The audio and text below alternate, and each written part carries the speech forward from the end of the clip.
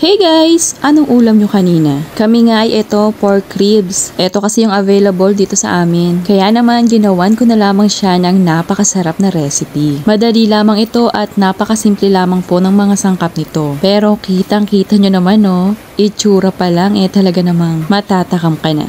So samahan nyo na po magluto at kung may pork ribs ka dyan, subukan nyo na rin po ito. So sa isang kawali nga po ay naglagay po ako dito ng sapat na dami ng mantika. Bale nagisa na po ako dito ng sibuyas and syempre isinunod ko na rin po dito yung bawang. Pabanguhin lamang po itong ating sibuyas at bawang. Saka iisip ko nga po na kung ano bang uulamin namin kanina. Ito nga po yung aking naluto at talaga naman pong napakasarap. At sigurado uulit-ulitin ko na itong recipe na ito sa pork ribs. Pagkatapos ko nga pong magisa yung bawang at sibuyas ay isunod ko na nga itong pork ribs. Isasangkutsa ko po muna ito. Halu-haluin po para naman pantay or masangkutsa lahat ng side nitong ating pork ribs. So hinayaan ko po yan ng mga 2 minuto hanggang sa mamutla na nga po itong ating pork ribs. Then after po nyan ay dito na po ako maglalagay ng ating mga sangkap na pampalasa. Naglagay na po ako dito ng asin at paminta. Halu-haluin po lamang para malagyan po lahat nitong ating mga pampalasa. Ito nga pong ating pork ribs. Simple lang itong recipe natin ngayong araw sa pork ribs. At talaga naman pong simple lang ang mga sangkap. Pero napakasarap talaga.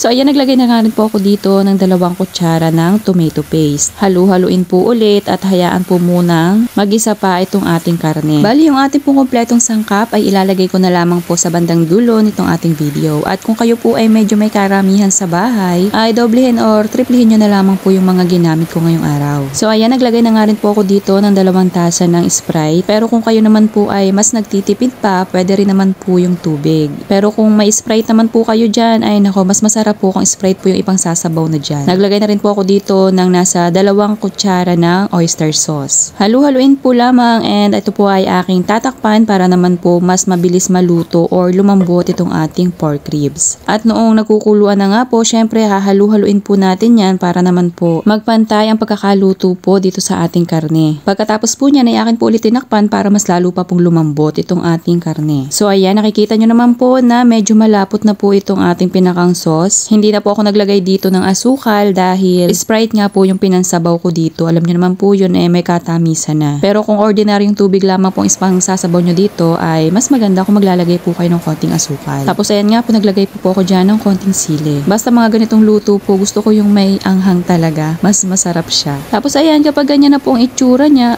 para sa akin naman po ay sapat na po yung pagkakalapot nito. Pwede nyo na po yung hanguin. Kita nyo naman po na sarsa pa lang, talaga namang ulam na. So sana nagustuhan nyo po itong ating simpleng recipe sa pork ribs. Serve and enjoy!